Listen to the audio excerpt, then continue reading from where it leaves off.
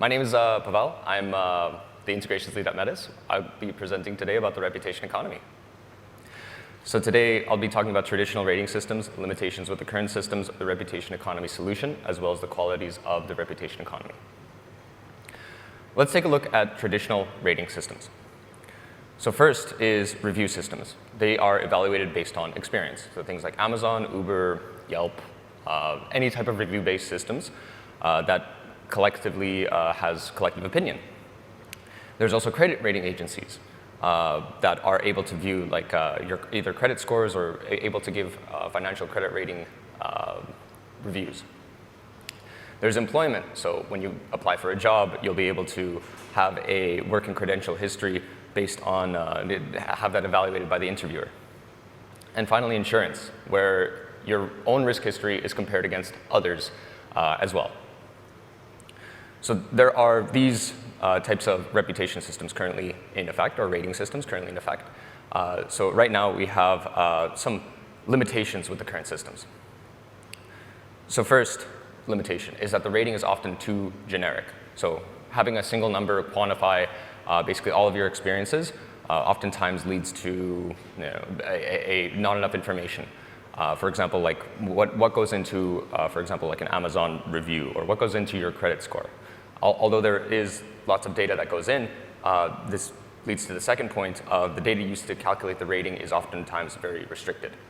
So what this means is that the rating itself is evaluated by these institutions, and they themselves dictate what type of rating that it would show, but you can't actually come in and evaluate and audit it. So what this leads is, the third limitation is the manipulation of current systems. So some examples of manipulation. First is the Amazon reviews. So one of the big targets is for buyers and sellers to come in and essentially essentially review buying, and then to be able to influence purchases of products as well. So there's also rating agencies that collude with banks, essentially leading to, in part, to the financial crisis. So a lot of the rating agencies, I think like the top three colluded with all the big banks in order to misrepresent financial risk in terms of the assets present. So a lot of it was stemmed on that as well, the misrepresentation of data. As well as a study and attestation by CNBC, 78% of job seekers lie during their hiring process. And so this is like a great effect where essentially in order to be ahead of everyone, you have to lie as well. And then everything is misrepresented in terms of the work in the workplace. And then CZ notably said on Twitter that LinkedIn has over 7,000 Binance employees, but only 50 of them are real. So LinkedIn allows you to essentially post whatever type of information that you want. You can be a NASA astronaut, but on LinkedIn it's basically anything goes. So essentially that's another misrepresentation. So the reputation economy solution. Before I get into the reputation economy, let me tell you potential use cases for it. So essentially the first use case is under-collateralized loans. So allowing DeFi applications to give loans based on a lending score. Essentially, you have an amount that you want to allocate to a person, and that is based on their current risk profile. Currently, all loans basically are over-collateralized.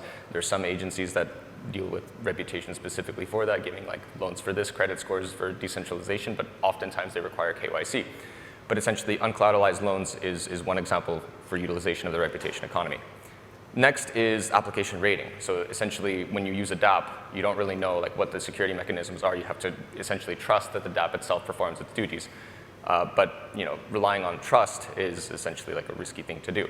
But given the reputation economy, when people are competitive in nature, you get the best results for that rating, essentially. So decentralized employment. So it allows DAOs to evaluate based on an employment score. Essentially, I can work for a DAO, I can work for any type of industry, and basically just collect that information, essentially that experience as a part of my address, and then have that experience evaluated by specific DAO members as well. So no longer need resumes that can be misrepresented. And then finally, individual insurance. So essentially, you have a risk score So right now, DeFi insurance basically is protocol specific. So what this means is that since it's protocol specific, the insurance is only based on like each protocol. When reputation economy can be used, it can be more so individually tailored. And finally, dispute resolution. So essentially, you come in and you crowdsource public opinion. And so based on this, you can essentially attest and say that this person did something right or this person did something wrong. Now, we went over the use cases. Let's talk about the actors. So first, it's the activity. The activity is an on-chain action. This can be an NFT badge, interaction with a user, interaction with the smart contract, anything that's located on-chain. Next is the analyst. These are institutions that evaluate activities and provide a reputational score based on a specific category. And finally, the aggregator. So the aggregator basically aggregates scores across different analysts and provides values to the user. So how specifically it works? Let's take an example, I guess, from the audience. Like, raise of hands, who likes vanilla ice cream? Okay, I got a couple. I'm going to choose like 3. The rest of the people that put their hands down, so like 1, 2, you put your hands down. I'm assuming you like chocolate. So we got 2 people that like vanilla, 1 person that likes chocolate. I mean, obviously there's more people in the room, but if I were to conduct like an accurate assessment, I'd probably go in individually, ask each one of you, these different types of criteria. But basically what I did is I posed a question. I had an on-chain activity, like, boom, you have like ice cream. All right, what are your thoughts about it? So I asked 3 respondents, collected 3 bits of data, and these respondents gave me information, right? 2 vanilla, 1 chocolate. And then I, as the aggregator, collected this data and now am representing it to the end user. So how it specifically works, the activity occurs, the analyst evaluates the activity and result based on a specific criteria, so a specific question, like do you like ice cream? Or like which type of ice cream do you like? And the aggregator takes the data from multiple analysts and produces a weighted score based on its own criteria. So it's a lot of like bias present within the system, but bias is part of the system. This is how the value is attributed. So now let's take a look at the scenario of the end result, the aggregator itself. So there are 3 aggregators in this scenario. Each aggregator can be called by the user and essentially provide data to the user.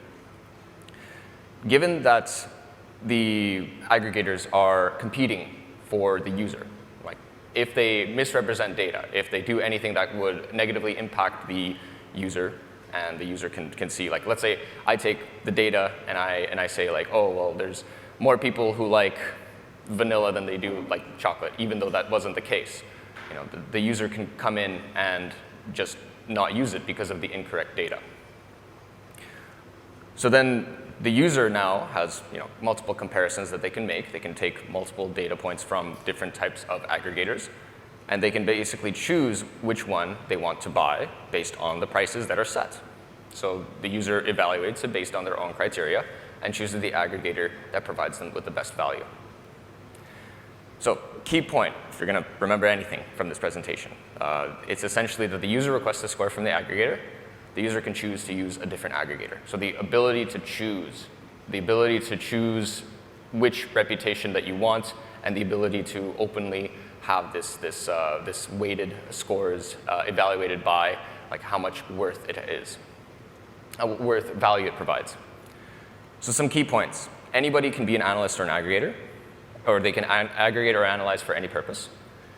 So another key point, more demand equals more competition equals more accurate information. So things like, for example, ice cream, right? That might not be as demanded as something like uncollateralized loans. So things that would provide more value to the end user would be more in demand, which would lead to more people coming in and providing that data. And then aggregators are the ones directly punished because they don't receive the income if they misrepresent data. Because if they misrepresent data, they won't be used. So some qualities of the reputation economy. First is that KYC is optional. So you don't need to reveal yourself, you don't need to reveal your identity, you don't need to say like, I'm this and that person. A third-party institution doesn't have to attest that you're the person that you say you are. Your address says who you are. You owning the keys that you have to sign the data attest that you are that person. It's very accurate results because of competition. So people are competing against each other to provide the highest value. And then anybody can participate as the blockchain acts as a single source of truth. So essentially all of the data is on-chain, so it can be easily analyzed as well as audited. So essentially if someone misrepresents the data, if someone comes in and collects like external data and says like, oh, this is evaluated, they have to provide it on top of whatever that they provide from the on-chain data. And so essentially this makes it more transparent, open, and competitive, essentially. So people can actually know where the results come from.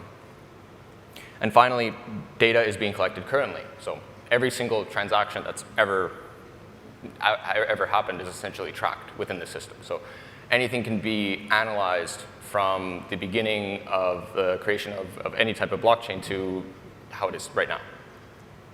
There are cons to the system. So first, interactions need to be on-chain. So in order for it to be transparent, in order for it to be verifiable, and in order for it to be immutable, this needs to be on-chain.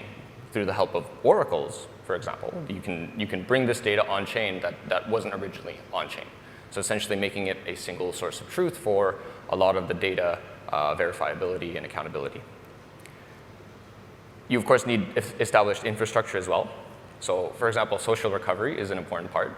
So social recovery is basically like a mechanism that you can use that would basically, let's say you lose your private keys for whatever reason, you can actually recover your own personal identity through these means.